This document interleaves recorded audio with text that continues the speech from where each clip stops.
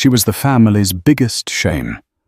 The quiet, penniless girl their golden boy son, Nathaniel Harrison, had inexplicably married. To the powerful Harrison family of Boston, she was a stain on their perfect reputation. Tonight, at their glittering annual charity gala, they decided to remove that stain publicly. They offered her a check, humiliated her in front of hundreds of the city's elite, and told her to get out of their lives forever. But as the laughter died, the ballroom doors swung open, and the men who entered didn't just work for the rich. They worked for royalty. The Harrisons were about to learn that the woman they tried to destroy could buy and sell their entire world. The apartment in Somerville was small, but the afternoon light that slanted through the old bay window was kind. It illuminated the dust motes dancing over a worn, comfortable sofa and stacks of books that threatened to topple over. This was the life Sarah had built with Nathaniel Nate Harrison, and it was a life she genuinely, terrifyingly loved. It was a life built on a lie she told herself was necessary, a shield against a world that had never allowed her to be just Sarah. Nate kissed her forehead, his brow furrowed as he loosened his tie.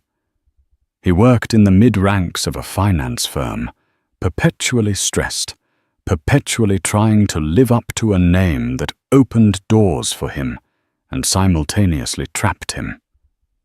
"You're staring at it again, aren't you?" he murmured, gesturing to the thick cream-colored envelope on their tiny dining table.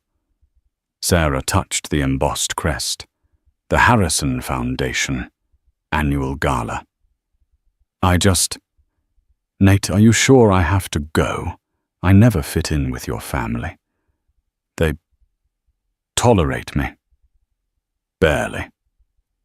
They're just old-fashioned Sarah. Stiff, especially my mother. Nate sighed, rubbing the back of his neck. But this is her biggest event of the year. All of Boston will be there if I show up without my wife. Again, she'll never let me hear the end of it. Please for me. Sarah looked at his tired, pleading eyes. This was the man who 2 years ago had met her in a Cambridge coffee shop while she was supposedly a grad student on scholarship, and hadn't cared that she was wearing a threadbare sweater. He had loved her for her mind, for her quiet observations, for the person she pretended to be. How could she refuse him? "All right," she said softly. "For you." His relief was palpable. "It'll be fine. We'll go, we'll smile, we'll eat some tiny, expensive food, and we'll be home by 11. I promise." But Sarah knew Nate's promises were often casualties of his mother's ambitions. Later that night, long after Nate was asleep, Sarah sat on their fire escape, the Boston skyline, a glittering, cold promise in the distance. Her phone buzzed. The caller ID was a string of encrypted numbers. She answered, her voice changing subtly, losing its soft American inflection. "Oui, Valerius," she said, her French perfect, clipped and aristocratic. "Votre Altesse." The voice on the other end was deep and formal. "The security protocols for the gala. They are lax. It is a civilian event. I am uncomfortable with this. I will be with Nathaniel." Sarah, no. Serafina replied, gazing at the stars. "My cover is my protection. No one looks twice at the poor student. It is the perfect disguise." "A disguise that has gone on for 2 years. Valerius pressed, his concern evident. "Your father, the prince, is impatient. Silvaria needs you. This normal life is a dangerous game." "It is my game, Captain," she said, a flash of steel in her voice. "I will be fine. I am attending as Sarah Harrison, the unwanted daughter-in-law. Trust me, Valerius. I will be the most invisible person in the room. As you wish, Your Highness, but my team will be in position, en attente. The line clicked dead. Serafina closed her eyes. She had wanted to know if a man could love her without the weight of her crown. She had found one. But now to keep him, she had to walk into the one place she had avoided at all costs, the heart of Genevieve Harrison's empire. She thought of the dress hanging in her closet. She'd had it sent from one of her accounts in Zurich. It was simple charcoal grey, almost severe in its cut. No labels. It was a bespoke piece by a designer whose name was only whispered in the most exclusive circles. Its simplicity she knew would be mistaken for poverty by the Harrisons. They, with their love for loud, obvious brands, wouldn't understand. They wouldn't see the hand-stitching, the perfect drape of the billion-dollar fabric. They would see exactly what she wanted them to see, Sarah. The girl who wasn't good enough. And tonight, she had a dreadful feeling they were going to make sure she knew it. The drive to Beacon Hill was a journey between worlds. They left their cramped brick-and-vinyl Somerville neighborhood and crossed the Charles River. The streets narrowed, the cobblestones reappeared, and the gas-lit lamps cast a golden, judgmental glow on the imposing brick facades of Boston's oldest, wealthiest enclave. The Harrison townhouse was a fortress of old money, a 4-story testament to their perceived place in the world. Tonight, it was lit up like a jewel box, valets in crimson jackets hustling to open the doors of Bentleys and black Mercedes. Nate, sensing Sarah's tension, squeezed her hand. Deep breaths, remember the planned smile nod, and find the champagne. The moment they stepped inside, the warmth and noise of the party hit them. A string quartet played Vivaldi in the grand foyer. The air was thick with the scent of expensive perfume and hothouse lilies. And standing at the top of the marble staircase, greeting her guests, was the matriarch herself. Genevieve Harrison was a woman sculpted from ice. She was tall, rail-thin, and wore a shimmering emerald-green gown that seemed to advertise its own cost. Her silver-blonde hair was pulled back in a chignon, so tight it looked painful. Her eyes, the same blue as Nate's, but lacking all their warmth, scanned the room like a predator. They spotted Nate and Sarah. Her smile, which had been bright for the senator in front of them, tightened by a fraction. "Nathaniel, you're late," she said, her voice a low, cultured blade. She offered him a cheek, which he kissed dutifully. Then her eyes landed on Sarah. She looked her up and down, a slow, deliberate appraisal that made Sarah feel like an insect. "Sarah," Genevieve said the name, sounding like an unpleasant taste. "How simple you look. That color is very functional." Sarah inclined her head. "Mrs. Harrison, thank you for having me. Your home is beautiful." "Yes, it is," Genevieve replied, already turning to the next guest. "Do try to stay out of the staff's way, dear. They're very busy." Nate's sister Chloe descended on them next. Chloe was a younger, louder version of her mother. "Natey, you came, and you brought her." She gave Sarah a dazzling fake smile. "Sarah, darling, that dress is that from that little boutique in Cambridge, the one that sells recycled fabrics. It's so brave of you to be sustainable at an event like this. Truly." "It's just a dress, Chloe," Nate said, his face flushing. "Oh, I know." Chloe giggled, linking her arm through her brother's. "Now you must come and see Father. He's talking to Mr. Peterson about the new venture. You know, the Sovereign Wealth Fund deal. It's massive. Billions. It's going to make us the most powerful family in New England." She physically pulled Nate away, leaving Sarah standing alone at the edge of the grand ballroom.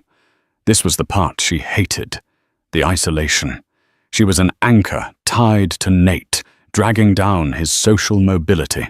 To them, she was a mistake, a low-class entanglement he was too weak to sever. She took a flute of water from a passing tray. She never drank alcohol while on duty. And she was always on duty and retreated to an alcove partially hidden by a large potted palm. From here, she could observe. It was a skill honed since childhood. She watched Arthur Harrison, the patriarch, a man who puffed himself up with a cigar and a booming voice, but whose eyes constantly darted to his wife for approval. She watched Chloe flirt outrageously with a man who looked distinctly uncomfortable, a minor British noble lord Barnaby Finch, and she watched Genevieve. The woman was holding court, every politician, every banker, every old money heiress paying their respects. Genevieve was the true power, and Sarah knew, with a sinking certainty, that all of that power was about to be focused on her. For an hour, Sarah managed to remain invisible. She mastered the art of looking politely interested in the architecture of drifting from one empty corner to the next.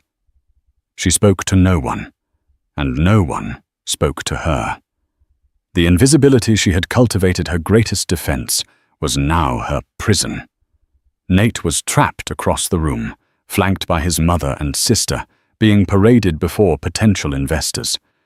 He kept shooting her apologetic glances, but he was a fish on a hook, and his mother was holding the reel.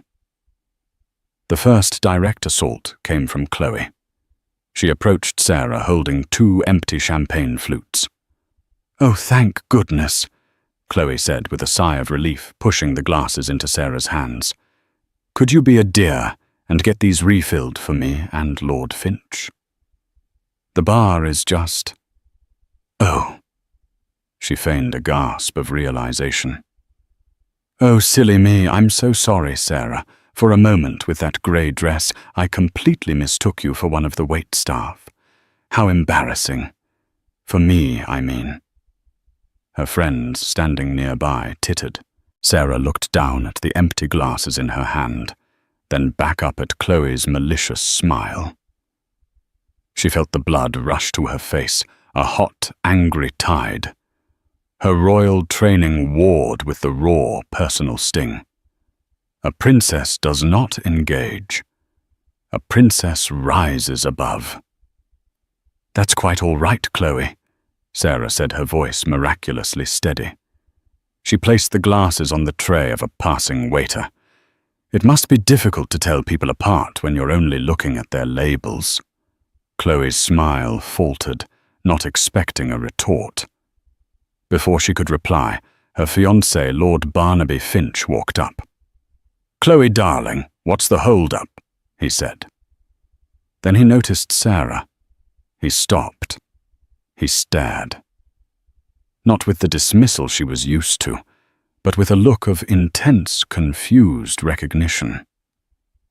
I beg your pardon, madame," he said, his British accent thick.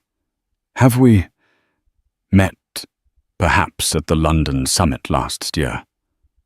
Or, no, it couldn't be." Sarah's heart hammered. This was the complication she had feared. A minor noble like Finch would have been at state events. He might have seen her. "I'm afraid you must be mistaken, my lord," Sarah said, dipping into a small, polite curtsy that was subtly, perfectly executed. "I'm just Sarah Harrison, Nate's wife." The curtsy, more than her words, seemed to confuse him further. But Chloe, annoyed at the attention shifting, grabbed his arm. "Don't be silly, Barnaby. She's a nobody. She's never been out of Massachusetts. Now come." As they walked away, Finch looked back over his shoulder, his brow furrowed in deep thought. He knows Serafina thought a chill running through her. The game is unraveling. She needed air. She slipped through a set of French doors onto the stone terrace overlooking the manicured, moonlit garden. The cold November air was a relief. "I was wondering when you'd try to escape." Sarah turned. Genevieve Harrison stood in the doorway, a cashmere wrap around her shoulders, her expression unreadable. "I wasn't escaping, Mrs. Harrison. I was just admiring your garden." "Please, Sarah, let's not play games," Genevieve said, walking onto the terrace. She stood beside Sarah, but stared out at the city lights. "You are an intelligent girl. I'll give you that. You saw my son, a kind, weak-willed boy with a famous last name, and you latched on to him. That's not true. I love Nate. Love." Genevieve scoffed a short, ugly sound. "You love what he represents. Security. Access. A step up from whatever backwater town you crawled out of. I've seen your records, Sarah.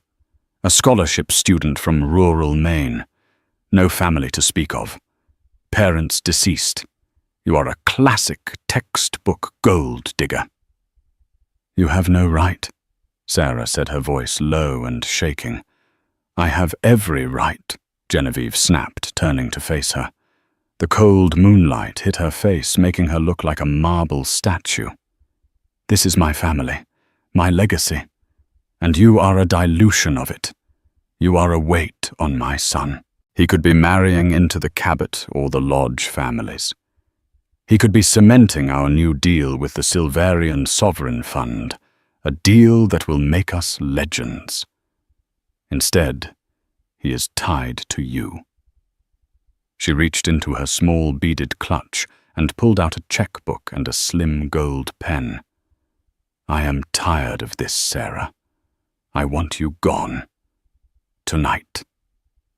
She began to write, the scratching of the pen an obscenity in the quiet. "I am going to write you a check for $50,000. You will take it, you will walk out of that door, and you will never see my son again. You will file for divorce, and you will disappear." She tore the check out and held it out. Sarah stared at the slip of paper. $50,000. It was an insult. Her watch, hidden under the cuff of her simple dress, was worth 10 times that. She looked Genevieve square in the eye. "I'm not for sale, Mrs. Harrison." Genevieve's eyes narrowed into slits. "Every girl like you has a price. Fine. 100,000.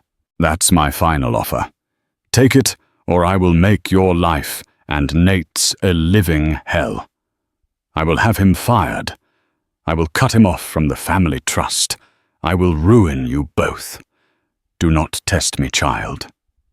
"Mrs. Harrison," Sarah said, her voice dropping to an icy calm that she hadn't used since she'd left Silvaria. "You are making a truly monumental mistake." "The only mistake," Genevieve hissed, "was my son's." She grabbed Saya's wrist, her fingers biting in like talons. "You will take this. Let go of me," Sarah warned, her body tense.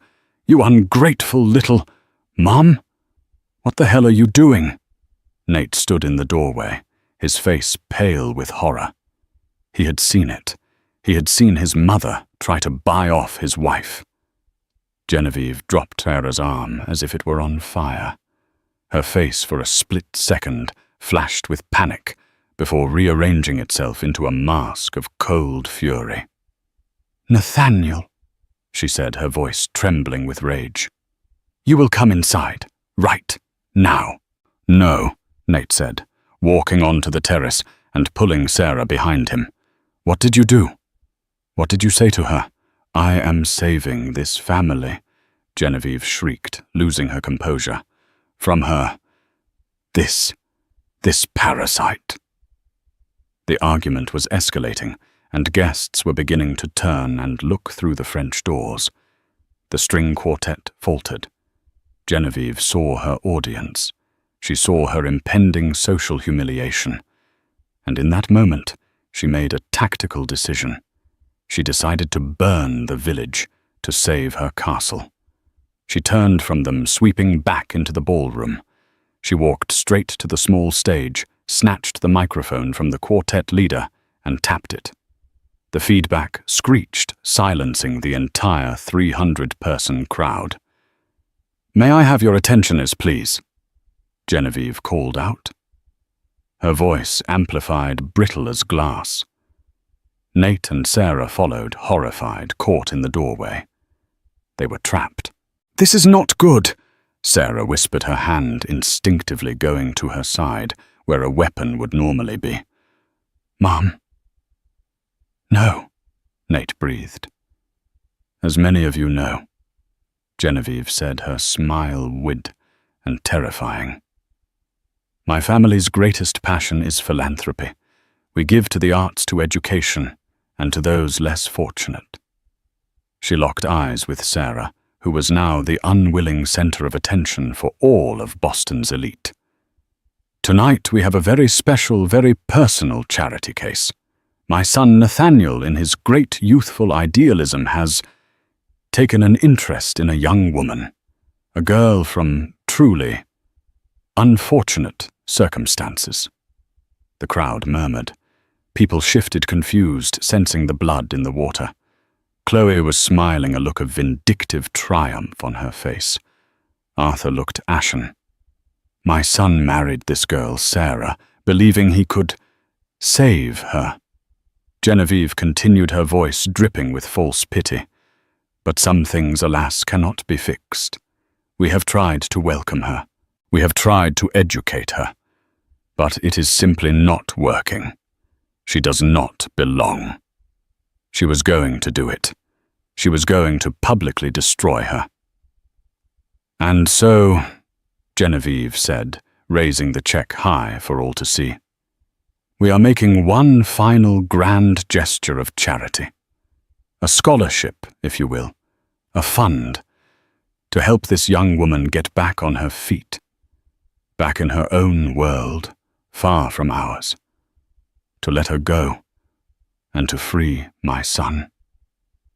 She walked off the stage through the stunned parting crowd and stopped directly in front of Sarah.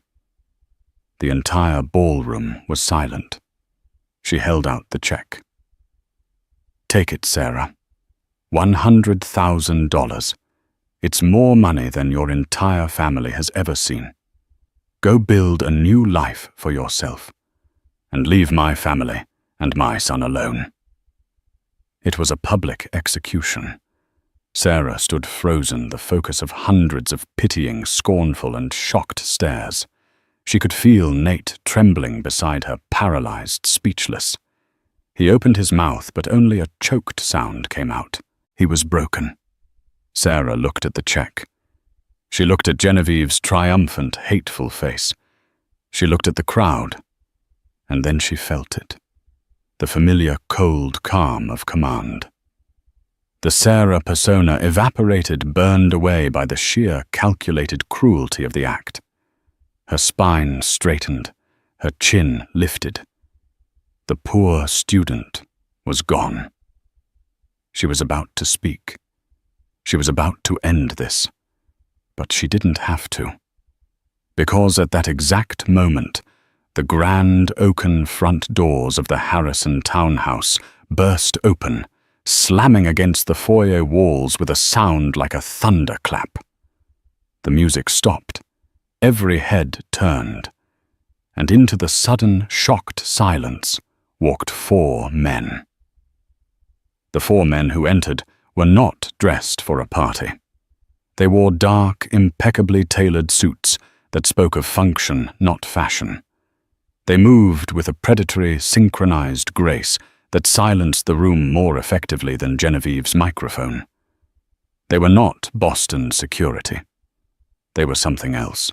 2 fanned out their hands, clasped in front of them, their eyes scanning the crowd with a chilling professional detachment. They were a perimeter.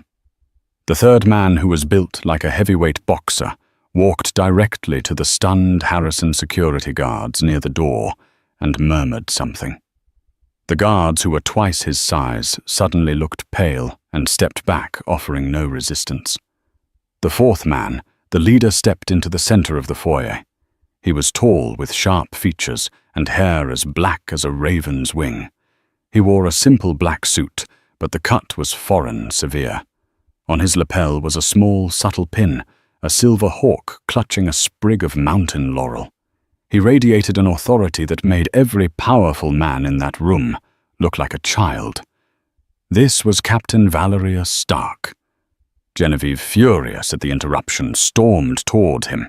"Who in God's name are you? This is a private residence. This is a private party. Security, remove these."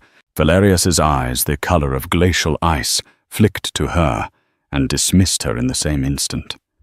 His gaze scanned the ballroom, passing over the senators, the bankers, and the heiresses, until it found her. Until it found Sarah.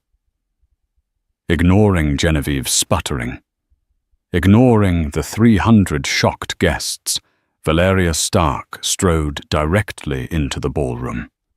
The crowd parted for him as if he were a force of nature. He walked straight to Sarah. He did not stop. He did not hesitate. When he was 3 feet from her, he stopped. He clicked his heels together, and in an act that shattered the reality of every person in that room, he bowed. It was not a polite nod. It was a deep, formal, 90-degree bow from the waist, a bow of profound, subservient respect. The silence in the ballroom was absolute. It was so quiet, Sarah could hear the frantic pounding of Nate's heart next to her. Valerius straightened. He spoke, and his voice, clear, deep, and laced with a heavy, unplaceable European accent, cut through the hush. "Votre Altesse," he said. "Your Highness." He paused, then switched to flawless, formal English for the benefit of the room. "Your Serene Highness, Princess Serafina. Forgive this most public of intrusions. The situation has become untenable. Your security is compromised. The prince, your father, has been notified of the breach. He has recalled you. We must depart. Immediately." The room did not breathe. Your Highness Nate was the first to break. He let out a choked, confused laugh. "Sarah. What is this? Is this a joke? Did you hire them?" Genevieve seized on this. She too let out a high, brittle laugh. "A princess. Oh, Sarah, this is a new low. A pathetic, desperate, ridiculous charade. You hired actors to what impress us. You pathetic little—" "Silence!" Valerius's voice was not a shout, but a command so powerful it shook the crystal on the tables. He turned his glacial gaze on Genevieve Harrison. His hand went to his breast pocket and produced a slim black leather case. He flipped it open. It was not a badge. It was a diplomatic passport bearing the silver hawk crest. "I am Captain Valerius Stark, head of the royal detail for the House of Laurent. This," he said, gesturing with a gloved hand to Sarah, "is Her Serene Highness Princess Serafina Anaïs de Laurent, sole heir to the sovereign Principat Silvaria." The name hung in the air. Silvaria. A gasp came from the edge of the crowd. Lord Barnaby Finch, Chloe's fiancé, shoved his way to the front. His face was a mask of horror and dawning recognition. My God," Finch stammered, his eyes wide. He stumbled forward and executed his own clumsy, panicked bow. "Your Highness, forgive me, I knew it. The London summit. You were with the trade delegation. I am Lord Barnaby Finch. My family has a small holding near your border." My God, Your Highness, my apologies for my fiancé's behavior. If Valerius's words were the match, Lord Finch's recognition was the gasoline. It was real. The entire room seemed to freeze. Chloe's hand went to her mouth, her face draining of all color. Nate looked at the woman he thought he knew, his expression crumbling from confusion into total soul-shattering shock. Sarah. But it was Arthur Harrison, the patriarch, who had the most violent reaction. He stumbled back, grabbing onto a chair for support. His face was the color of ash. "Silvaria," he whispered, his voice trembling. "The Silverian Sovereign Fund. Genevieve. The Peterson deal. They are the investors. Oh my God, Genevieve. She is the investor." The final piece clicked into place. Genevieve Harrison's face, which had been twisted in a mask of triumph, collapsed. The blood drained from it, leaving a sallow, papery white. Her eyes wide, with sheer, unadulterated terror, darted from Arthur to the check still in her hand, and then to the woman she had just publicly, cruelly, and irrevocably tried to destroy. She wasn't a gold digger. She wasn't a nobody. She was the bank. The Sarah that Boston knew was gone. In her place stood Serafina. It was as if a light had been switched on from within. Her posture, always polite, now became regal. The hunted, nervous look in her eyes was replaced by a calm, assessing, and utterly cold authority.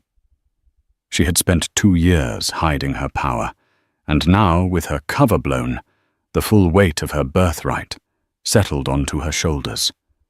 She was no longer a wife. She was a sovereign. She looked at the stunned, silent crowd, her gaze sweeping over them with the practiced disinterest of a monarch reviewing troops. Then her eyes settled on Genevieve Harrison. Serafina took a step forward. Genevieve flinched, a tiny, involuntary movement. "You offered me," Serafina said, her voice quiet, but carrying in the dead silence, $100,000. She reached out and took the check from Genevieve's limp, trembling fingers. Genevieve didn't resist. Serafina looked at the piece of paper. "A generous offer," she continued, "to go build a new life. I must confess, Mrs. Harrison, my weekly allowance for personal incidentals is more than this, but it is the charity of the gesture that I find so moving." She held the check up between 2 fingers. Then with a slow, deliberate motion, she tore it in half, and then in half again. The pieces of paper fluttered to the expensive Persian rug.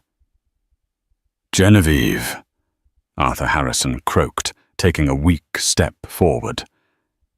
"Your Highness, please, a misunderstanding.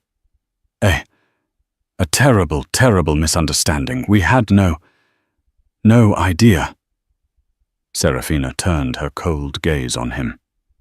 "No," she said. "You had no idea I had power. That is not the same thing." She looked past him to the ashen-faced man who had been introduced as Mr. Peterson, the liaison for the deal. "Mr. Peterson," Serafina called out. The man jumped. "The Silverian Sovereign Fund, which I personally oversee, was considering a rather large investment in the Harrison Foundation's new tech venture. My father believed in backing forward-thinking American families. But we value partners with discretion, with integrity, with good manners." She let the words hang in the air. "This partnership," she stated, her voice final, "is dissolved, effective immediately. Valerius, see to it." "Yes, Your Highness," Valerius replied. Arthur Harrison let out a sound, a strangled gasp, and clutched his chest. "No. Please. Billions. Genevieve, you fool, you arrogant fool." He collapsed onto a nearby velvet chair, his face buried in his hands. The Harrison Empire had just been decapitated. Serafina then turned her attention to Chloe, who was hiding behind Lord Finch, her eyes wide with terror. "Chloe," Serafina said. Chloe whimpered. "You mistook me for a servant." She looked at Lord Finch, who looked physically ill. "My Lord Finch, your family has leased border farms from mine for... Is it 100 years now? I believe that lease is up for review next month." Finch went white. "Your Highness, please, I had no part in this. I tried to tell her. Perhaps," Serafina said, "you should choose your future alliances more carefully." She turned back to a now sobbing Chloe. "You were right about one thing. This dress is sustainable. It was designed to last a lifetime, much like the consequences of tonight." Finally, she was alone in the circle of ruin, save for one person. Nate. He hadn't moved. He was staring at her, his face a canvas of betrayal, confusion, and awe. He wasn't looking at a princess. He was looking at a stranger. "Sarah," he whispered. The name was a question, a plea. All the coldness, all the regal fury faltered. The Princess Serafina armor cracked, and for a second she was just Sarah again. His Sarah. Her eyes softened, and the pain of her own deceit flooded her. "Nate," she said, her voice barely audible. "Why?"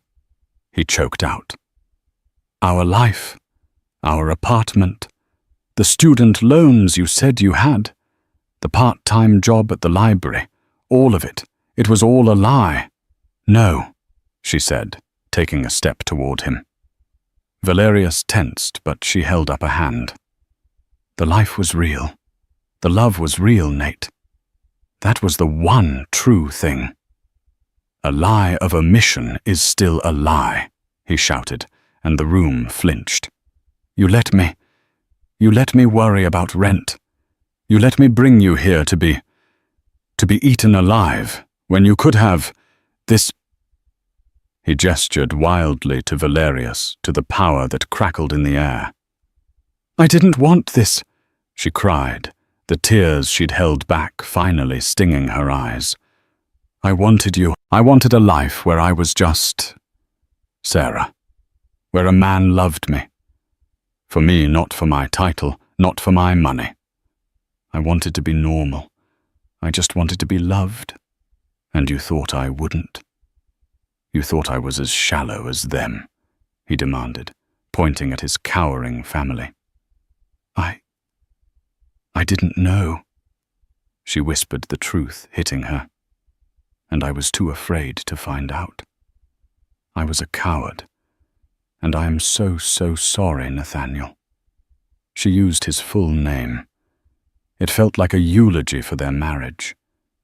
The silence that followed was heavy, broken only by Genevieve's quiet, gasping sobs. Serafina looked at the man she loved, and then at the family that had tried to destroy her. She looked at the ruins of their lives, and she felt nothing but a vast, cold emptiness. The game was over. "Valerius," she said, her voice hardening once more as she pulled the mask of the princess back into place. "We are leaving." "Your Highness," he nodded, gesturing to his men. They formed a perimeter around her, a moving wall of black suits. They began to walk. The crowd parted a sea of shocked, fearful faces. Serafina walked past Genevieve, who was now on her knees, her emerald dress pooled around her. She walked past Arthur, who seemed to have aged 20 years. She walked past Chloe, who was weeping in Lord Finch's arms. She got to the doorway of the ballroom. "Serafina, wait." Nate's voice. She stopped, but she did not turn around. She couldn't. If she saw his face, she would break. "Don't go," he pleaded, his voice cracking. Please, I don't care about this. I don't care about the title or the country. I care about you, the woman I married, Sarah, my Sarah." She stood poised in the doorway, her back to him. She was faced with an impossible choice: the life she had run from, or the man she had run to. "The woman you married," she said, her voice hollow, "was a ghost. She never really existed." "I don't believe that," he cried, taking a step after her. Serafina paused. She looked at Valerius. She looked at the long marble hallway leading to the open front door and to the black armor-plated sedan waiting for her. Her life. Her duty. She turned her head just enough to see him over her shoulder. Her eyes were filled with tears. "If you truly love me, Nate," she said, "and not the ghost, you will know where to find me. But you must understand, if you come, you are not just choosing me, you are choosing my world, and you will be leaving all of this behind. Forever. Make your choice." Before he could answer, she turned and walked away. Valerius and his team followed their footsteps echoing on the marble. The grand doors closed behind them with a soft final thud, leaving Nathaniel Harrison standing alone in the middle of his family's ruined legacy, the silent, staring crowd his only witness. The heavy oak doors of the Harrison townhouse clicked shut, sealing the ballroom in a suffocating, tomb-like silence. The air, which moments before had crackled with royal authority, was now thick with the stench of social and financial death. For a full 30 seconds, nobody moved. The only sound was the high, thin whimpering of Chloe Harrison. Then the whispers began. They started at the edges of the room, a murmur, a stifled gasp. People who had come to kiss Genevieve Harrison's ring were now staring at her as if she were a corpse. They were not pitying. They were calculating. They were mentally severing ties, cancelling lunch dates and unwinding business connections. In this world, power was everything, and the Harrisons had just been publicly, spectacularly neutered. People began to leave. There was no "thank you for a lovely evening," no polite goodbyes. They simply evaporated. They collected their coats in a silent, grim procession, avoiding eye contact with the ruined family. The senator, who had been laughing with Arthur an hour earlier, practically ran for the door. Mr. Peterson, the deal liaison, was already on his phone, his face grim, presumably informing his superiors that the Silverian deal was not just dead, but toxic. Lord Barnaby Finch untangled himself from Chloe. I need some air," he stammered, his face clammy. "Barnaby, darling." Chloe sniffled, reaching for him. "Don't leave me. I must check on my holdings," he said, which was a clear lie. He backed away, bowing awkwardly to the room at large, and then fled. He would be on the first flight back to London, desperate to message the Silverian consulate with his deepest, most grovelling apologies. The engagement was over. In less than 10 minutes, the grand ballroom, which had held 300 of Boston's elite, was empty. All that remained was the Harrison family, the string quartet, who were packing their instruments with frantic, quiet haste, and the scattered, half-eaten trays of hors d'oeuvres. Nate stood alone in the center of the room. He was staring at the front door, where his wife, the princess, had disappeared. He looked down at his hands, then at the torn pieces of the check on the floor. He was in shock, suspended between two impossible realities. "Billions," Arthur Harrison whispered from his chair. He was rocking back and forth, his eyes vacant. Billimons. Gone. Everything I built. Everything. Gone. Genevieve finally pushed herself up from the floor. Her perfect chignon had come loose, and a strand of silver-blonde hair fell across her face, but she didn't seem to notice. Her emerald dress was creased. She looked old. She walked on unsteady legs to Nate. "Nathaniel," she said, her voice a dry rasp. You will fix this. You are her husband. You will go to her. You will apologize. Tell her we were mistaken. Tell her it was a joke. A test." Nate slowly lifted his head. He looked at his mother.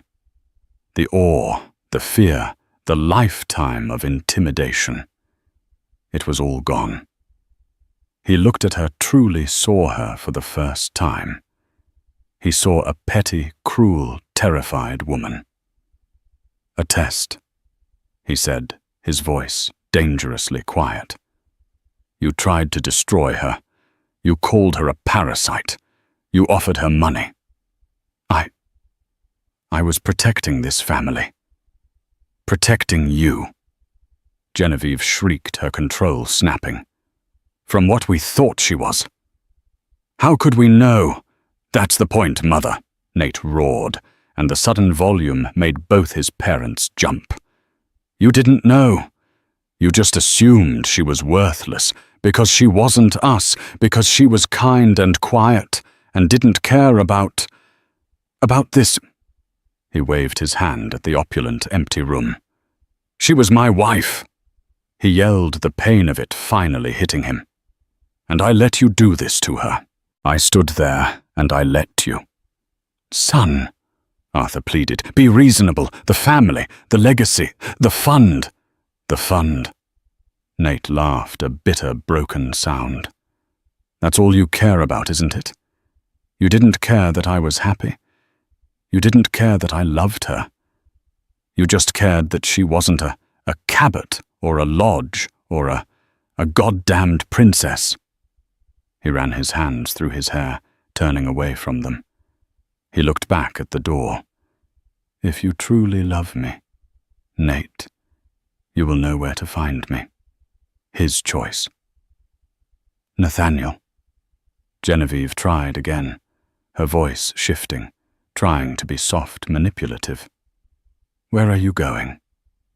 Nate turned back. His face was set. The weak-willed, dutiful son was gone, burned away in the same fire that had forged Serafina. "You wanted her gone," Nate said, his voice cold. "Congratulations, Mother. You got your wish." He started walking, not toward his parents, but toward the door. "What are you doing?" Arthur demanded, rising from his chair. "You can't leave. You have to fix what you started." Nate paused at the threshold. He looked back at his mother, his father and his sobbing sister, who was now alone in the corner. He saw the three of them trapped in their cold, beautiful prison of their own making. "No," Nate said. "I'm not going to fix your mistake. I'm going to try and fix mine." He turned his back on his family, on the Harrison name, on the entire city of Boston. He walked out of the grand townhouse into the cold November night, with nothing but the clothes on his back and the impossible, terrifying hope that he could find a way to become the man his princess deserved. Genevieve Harrison watched him go. She didn't scream. She didn't cry. She simply stood in the center of her empty ballroom, surrounded by the ruins of her life. And for the first time, she was truly, utterly alone. The black Maybach S-Class was a silent, armored cocoon gliding through the cold arteries of Boston. It was a rolling fortress, hermetically sealed from the world Serafina had just incinerated. She stared out the tinted bulletproof glass, watching the brownstones of Beacon Hill, symbols of an aristocracy that had just proven itself laughably small, give way to the sterile glass towers of the financial district. She was no longer crying. The Sarah persona, the soft, hesitant grad student, had been a shield. But the raw public cruelty had shattered it, and the woman left in its place was the one she had been trained to be since birth. Serafina. Composed, controlled, cold. But underneath that glacial composure, she was in agony. It was a cold, sharp grief. She had not just lost her cover. She had lost the only life that had ever felt real. And she had lost the only man she had ever truly loved. "The plane is being fueled at a private terminal at Logan, Your Highness," Valerius Stark said from the seat opposite her. His voice was a quiet, formal rumble, a stark contrast to the chaos they had just left. "We have a diplomatic flight plan filed with the tower. We will be in the air within the hour. Your father is agitated." "He is always agitated," Serafina replied, her voice flat, emotionless. She was looking at her left hand, turning the simple, thin gold band Nate had slid on her finger at City Hall. It had been a sunny, simple Tuesday. He'd been wearing a rumpled suit. She'd worn a $5 cotton dress. It was the happiest day of her life. Now the ring looked small, like a child's toy, hopelessly out of place. "You did well, Your Highness," Valerius said, his icy eyes softening for a bare moment. "You endured an unspeakable insult." "Did I?" she murmured, her gaze fixed on the flashing city lights. "I failed. I failed to maintain my cover. I failed to protect him from my life. And I failed to protect him from his own family." "You did not fail," Valerius corrected, his voice hardening. "They forced your hand. My orders were to extract you if your cover was compromised. But what I witnessed, that was not a simple breach. That was a public, deliberate attack. They treated you like chattel. It was unbecoming." His gloved hand clenched. "My orders were to extract you. My desire," he added, the word laced with a chilling precision, "was to level that house." "They are leveled, Valerius. Their own hubris did what no army could," she replied. She finally leaned her head back against the cool, impossibly smooth leather. "He hates me." It was a whisper, a confession. "He does not hate you, Your Highness. He is in shock. He is a civilian," Valerius reasoned, as if explaining a foreign species. "He cannot process the layers of this. The man he believed he married is not you." "But she is," Serafina insisted, a single hot tear finally escaping, tracing a path down her cheek. "She was the only part of me that was real. Sarah wasn't the lie, Valerius. Princess Serafina is. She's the performance. And tonight, I just locked Sarah in a box and threw away the key. He saw it. He saw me become this, and he looked at me like I was a monster." Valerius said nothing. There was no protocol for this. They drove in silence, the car sweeping past the main terminals and onto the restricted tarmac of a private airfield. The change was immediate. The cold November wind was a physical force howling across the open concrete. And there, lit up like a silver seer, sat the jet. A Gulfstream G700, sleek and white, its engines already whining a high-pitched, impatient sound. The Silvarian crest, the silver hawk clutching mountain laurel, was painted discreetly on the tail. This was it. The gilded cage with its wings already spread, waiting to fly her back to a life of crushing, lonely duty. Valerius opened the car door. The cold air and the smell of jet fuel hit her instantly, a familiar, unwelcome perfume from her childhood. The sound of the engines was a shriek, a sound she associated with leaving. Leaving state dinners, leaving tense negotiations, leaving places she never wanted to be. She stepped out, her simple grey poverty dress whipped around her legs. Valerius and his 2 men flanked her a moving wall of black suits. She walked 1 step at a time toward the waiting stairs. Each step felt like it was weighted with lead. This is it. It's over. I tried to have both. I lost. She had reached the bottom step of the air stair. She could feel the warm, conditioned air from the cabin. She put 1 foot on the first step. "Stop, Sarah! Wait!" A sound, a terrible screech of tires ripped through the whine of the engines. A yellow taxi, its brakes smoking fish-tailed to a halt, 50 yards away, right on the edge of the tarmac. "Threat!" Valerius roared.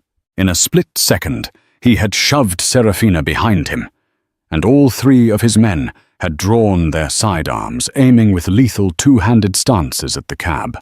Airport security, alerted by the breach, raised their own weapons. "Driver, step out of the vehicle, hands, where we can see them," a guard shouted. The cab door flew open, and Nate tumbled out. He was a wreck. His tuxedo jacket was gone. His bow tie was ripped off his collar open. He had clearly run his chest, heaving his face pale and desperate. "Nate!" Serafina screamed. "Hold your fire!" Valerius bellowed, recognizing him. He spun his face a mask of fury and confusion. "Mr. Harrison, you are on a restricted airfield. You are endangering yourself and Her Highness." Nate ignored him, his eyes locked only on her. He started running, stumbling across the tarmac. "Sarah, Serafina, I don't care, just wait." Valerius and his men stepped in front of Serafina. A human wall. "That is far enough, Mr. Harrison. This is a diplomatic matter." "Let him speak," Serafina ordered, shoving past Valerius's unmovable arm. "Let him speak." Nate staggered to a halt 10 feet away, blocked by the guards, his breath pluming in the cold. He was trapped between the armed men and the screaming jet, a man from one world, standing on the threshold of another. "Don't go," he panted, his voice raw. "Nate, I have to," she said, her heart breaking, the tears now streaming, freezing on her face. "This is my life, my duty. You saw what comes with it. You saw what I am." "No," he shouted over the wind. "I saw what they are. I was a coward, Sarah. You know my whole life I've been afraid of them. Afraid of my mother. Afraid of not being good enough for the Harrison name. Tonight, I stood there. I let my mother. I was weak. I was paralyzed." He ran a hand through his hair, his eyes red-rimmed but fiercely alive. "And I was afraid of losing. That," he gestured back toward the distant city lights. "The money, the name, the legacy. But in that ballroom, when I saw them, and then I saw you, what you became." He shook his head, a small, awe-struck laugh escaping him. "It was terrifying, and it was incredible. I realized they are the ghosts, Serafina. They are the empty ones. Their whole world is the lie." He took another braver step. Valerius's hand went to his weapon, but he didn't draw. "I don't know this world," Nate said, his voice cracking as he gestured to the plane to the armed men. "I don't. I'll be a fool. I'll be the American idiot at your state dinners. I don't know your language. I don't know the first thing about being whatever it is you need. I'm just a guy from Somerville who works in finance." "I know," she whispered, her resolve crumbling. "But I love you. he said, his voice finally breaking. I love Serafina. I love Sora. I love the woman who reads in our crappy apartment and who makes terrible coffee. And I love the princess who just brought my entire family to its knees with a single terrifying sentence. I love all of you. I don't care about the name. I just care about the person. He stopped, standing directly in front of her, the guards a silent, tense barrier between them. You told me to make a choice, he said, his voice now strong, final. I choose you. I am done with them. I am done with that life. I choose you. If you'll still have me. If you can forgive me for being a fool. For not seeing you. Serafina looked at his face, this man she had loved in secret. This man who had just thrown away his entire life, his fortune, his family, all for her. For the real her. He hadn't run from the power. He had run toward her. The dam of her royal composure, of years of training, of a lifetime of loneliness, finally broke. You idiot, she sobbed, a small choked laugh escaping. She surged forward, pushing through Valerius's arm, and crashed into his chest. You absolute wonderful idiot. You have no idea what you're getting into. As long as I'm getting into it with you, he murmured, his arms wrapping around her, holding her so tightly she could barely breathe. And he kissed her. It was not a fairy tale kiss. It was desperate and messy and cold from the wind, and it tasted of salt from her tears and jet fuel from the air. It was a promise. It was a pact. It was the sealing of a new, terrifying and utterly uncertain future. Valerius Stark watched them. He stood rigid for a long moment. Then he let out a long, slow breath. He turned his back to them, giving them a moment of privacy, and tapped his earpiece. His voice was clipped formal. Captain Stark here. Inform His Serene Highness the Prince. The situation has been resolved. The princess has an additional passenger. No, not a passenger. She has secured her husband. He paused, listening. Yes, sir. That is correct. Mr. Nathaniel Harrison. He is now under the protection of the Silvarian crown. We are bringing him home. We are wheels up in 5. He cut the connection and turned back. Serafina and Nate had broken apart, but were clinging to each other's hands. Valerius permitted himself the smallest, rarest of smiles. The mission, it seemed, had just changed. Dramatically. Serafina, her eyes shining, looked at Nate. She was still a princess. He was still a civilian. But they were for the first time on the same side. Are you ready? She asked. Nate looked at the massive alien jet, then back at her. He took a deep breath. No, not even a little. But I'm with you. Then, she said, squeezing his hand, that's all that matters. Hand in hand, the Princess of Silvaria and the exiled son of Boston turned their backs on the city. Together they climbed the stairs into the light, leaving the ruins of the Harrison family and the ghost of Sarah far behind. The heavy door sealed shut behind them, and the engines roared to life. The ballroom doors closed, but Nate and Serafina's story was just beginning. They left the lies and the cruelty behind, but can a love born in the secret survive in the full glare of a royal court?